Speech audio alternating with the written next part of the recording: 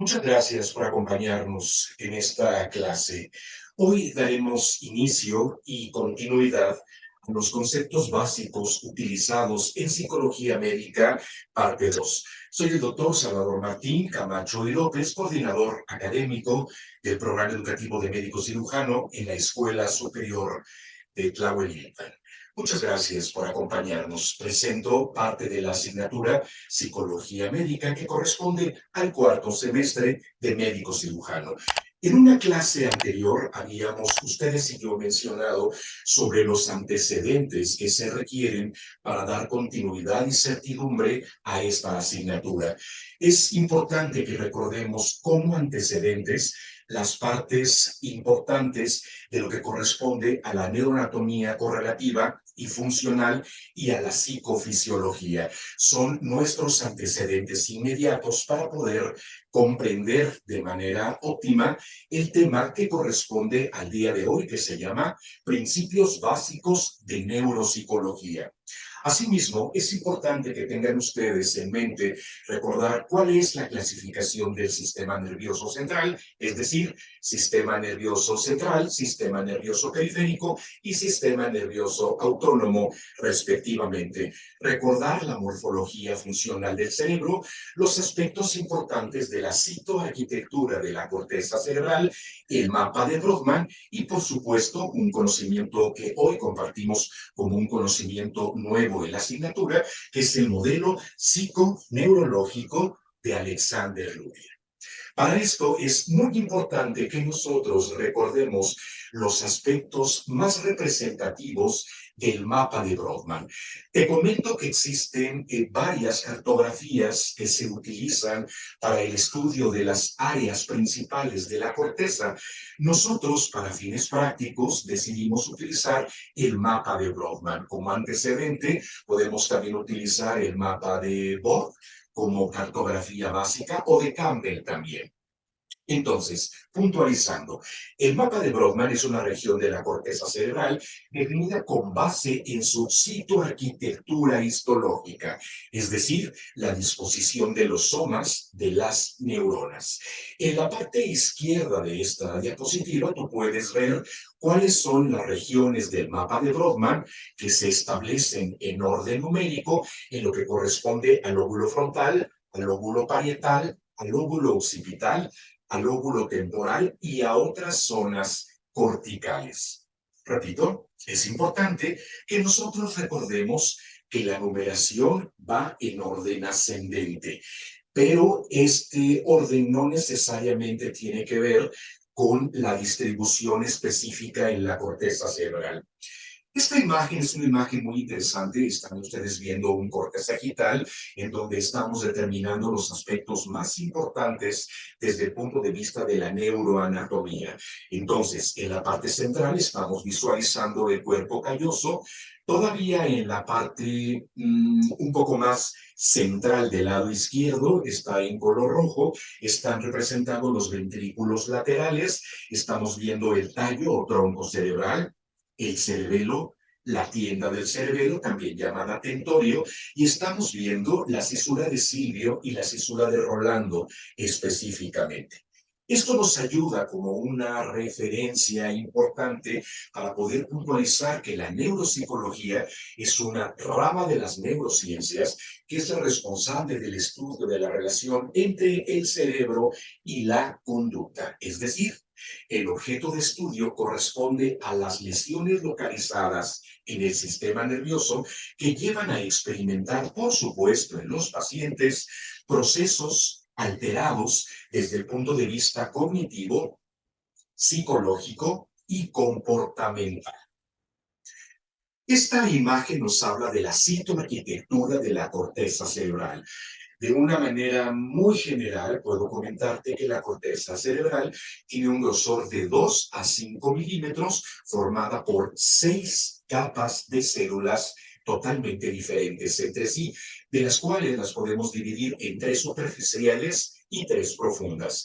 Posee columnas funcionales de una fracción de 1 milímetro aproximadamente de diámetro que se extienden a través de la corteza, cuya extensión es de 27 centímetros. Esto nos ayuda para poder identificar en el mapa de Brodmann, del que hablábamos hace un momento, cuáles son las áreas funcionales más importantes. Aquí te remito a la primera clase de esta serie de psicología médica. Importante comentarte la participación de Alexander Romanovich Luria, él es el padre de la neuropsicología. Él establece el término de funciones corticales superiores, a diferencia del concepto de funciones mentales que se utilizaba todavía hasta mediados del siglo pasado. A Alexander Luria le debemos la clasificación de analizadores periféricos y analizadores centrales. Esto es lo que corresponde a las unidades o bloques funcionales de Alexander Luria. Es decir, vamos a dividir el cerebro en tres partes importantes para que podamos entender y comprender cómo es que se da la dimensión de estos procesos cognitivos y sus alteraciones. El bloque funcional número 1 corresponde a la formación reticular. Es ubicación del tronco encefálico y conjuga las vías del sistema reticular ascendente y descendente. Es decir, este sistema, llamado también sistema SARA, se lo atribuimos a Santiago Ramón y Cajal, un neurofisiólogo español que a mediados de la década de los 50 descubre esta unidad anatómica y que nos habla del tono muscular y la selección adecuada de la información.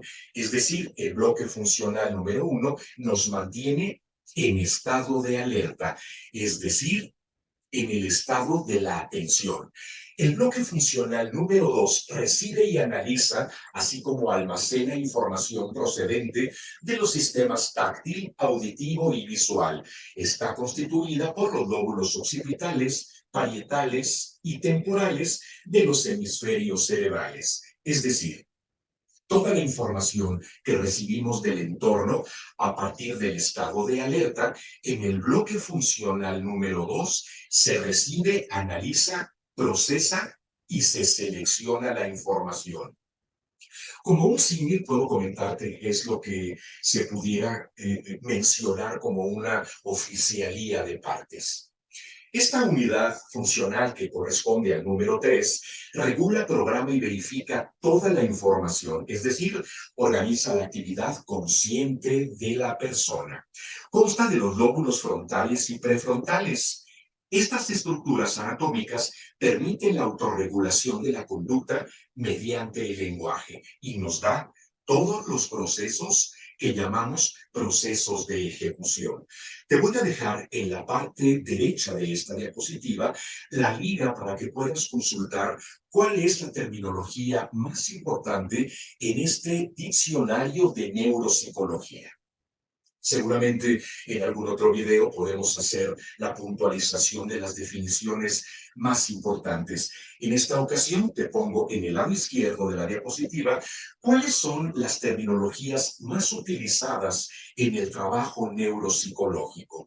Como ejemplo, puedo comentarte que la apraxia es la dificultad para ejecutar actos motores.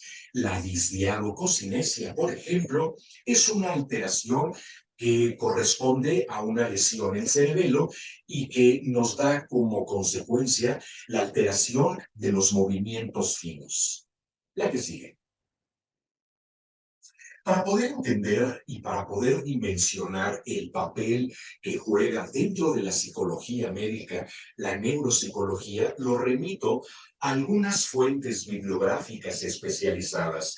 Les recomiendo, por supuesto, la postura del maestro Rubén Ardila, de su libro Psicología Fisiológica, en cuyo capítulo 1 se encuentran perfectamente descritos los bloques funcionales de Alexander Luria.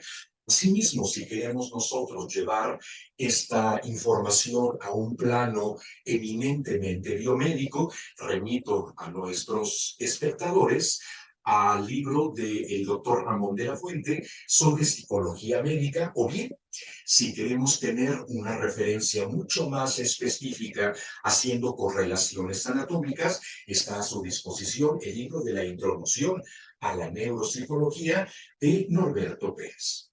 Hasta aquí esta clase de continuación de la asignatura psicología médica. Fue un placer haber estado con ustedes. Nos vemos en un próximo video.